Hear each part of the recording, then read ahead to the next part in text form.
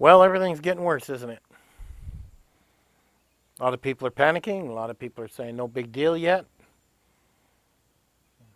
Where are you in this situation? Are you paying attention? Are you just buying things for the sake of buying?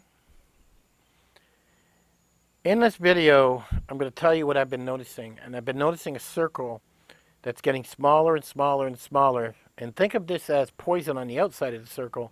And as the circle gets smaller, you have to be on the inside. Okay? Now, when this all first started, you heard about X amount of people getting sick.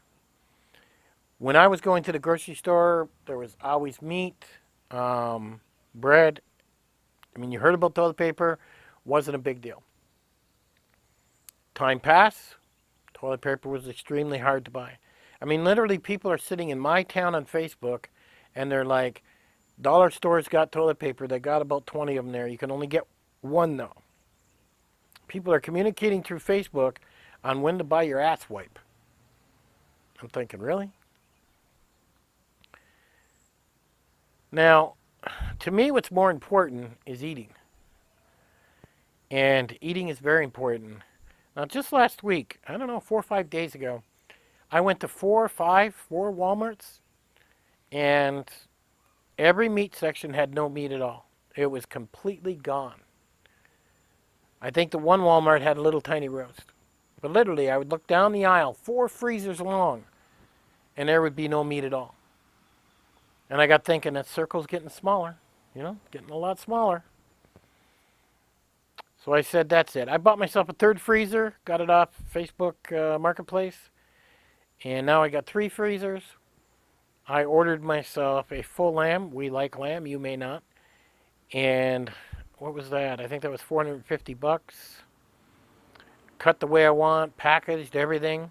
All I do is show up, throw it in my cooler, bring it home, put it in my freezer. I think that works out to like $6 a pound. But lamb is always a little bit more expensive. Now at the same time, I found a guy selling a pig, 350-pound pig for like $400. And because the pig's much smaller than your other pigs, are going to be really tender. But he had two sets that you could choose from on how you want it. He was making the bacon, the roast, the whole bit. It takes about 3 weeks to do the processing. 4 weeks, I guess it takes time to cure the bacon, and you get that. So I picked that up too. Half a cow, picked that up too. All 3 freezers are going to be full within the next 2 to 4 weeks. I'm not going to walk into Walmart again and see no meat. Now, if I do see meat in Walmart, I'm still going to turn around and pick up, a couple packages here, a couple packages there. I don't need to pick up that much anymore. Now, the thing that really sucks about this, and I'm sure a lot of other people are in the same position, I live in a small town. We've only got 3 cases here. That's it. And I believe we're coming up on the 14 days, so by the time they're done, I'm going to see no cases here. Now, it's nice when you live in a small town. You have less to worry about, right? But when you leave the small town, everything's an hour's drive, if not more. And when you get to these places, they don't seem to understand that us guys that live in small towns, we can't buy one loaf of bread. We can't go to the store every day and get a loaf of bread.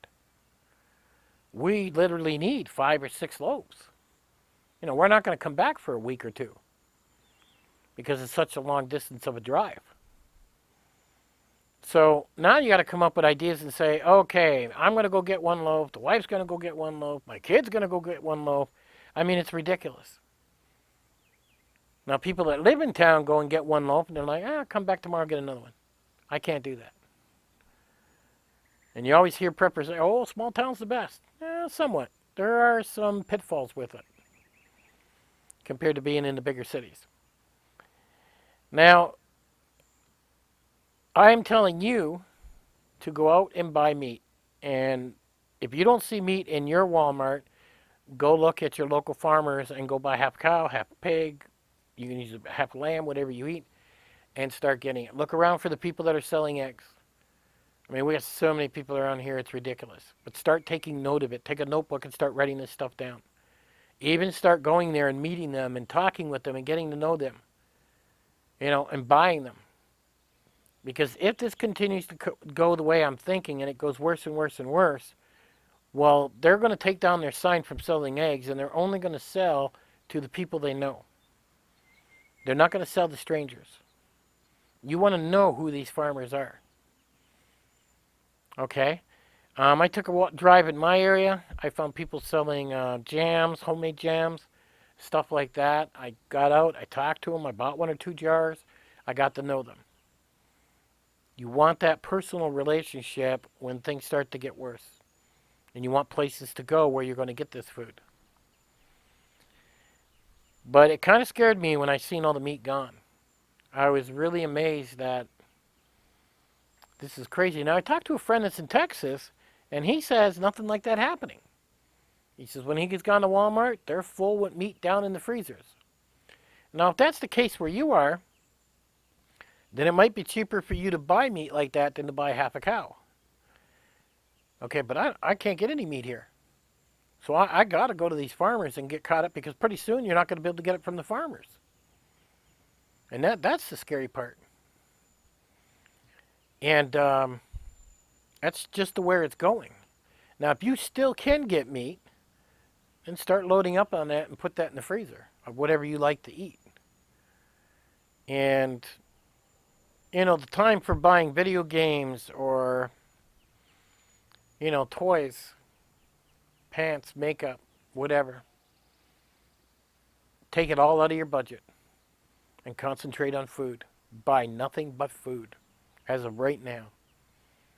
And think about how you're going to store it, where you're going to put it. I mean, if I'm wrong, you're going to eat it anyways. It's not like you're buying some prep that you never used for 10 years. Food you're going to eat. And just don't buy food a lot of guys will go buy rice, beans, and all that. I have that too. But do I want to eat that? Hell no. I don't want to live on that. That's like the end of the end type of thing. If I got no choice. I still want to eat my steak. I want to eat my lamb chop. I want to eat my frozen vegetables. I've got a freezer completely full of nothing but frozen vegetables. That's all that's in it. That's it. Those frozen bags you buy for like $6 a piece. Now, fresh vegetables aren't going to last as long. Now, that's a cute bird. Now, some people are going to say, well, what happens if the power goes out and your freezers go down? Yes, that can happen. You're not going to be able to prepare for every scenario, believe me. I do have generators. We can go a little while with that. Maybe a good week or so before I got to worry. Maybe I'll be cooking it out in the backyard, left, right, and center, and dehydrating and going that route. All I can do and all you can do is concentrate on what's going on now. I'm telling you, in Tennessee, 4 Walmarts, the meat sections were clean. There was no meat there whatsoever. So, if you still have meat in your freezer section, you have a warning to go out and fix that problem before it comes to your area. And I don't see it getting any better. When I watched the Governor Cuomo from New York, and I watched Donald Trump, and I watched them talking, I look really deep into their eyes. And I think they're holding something back. I really do. I think they know something that they're not telling us. And this so-called $1,200 stimulus or whatever everybody's getting, you're going to see this a couple more times. This ain't going to happen once. There's no way. So,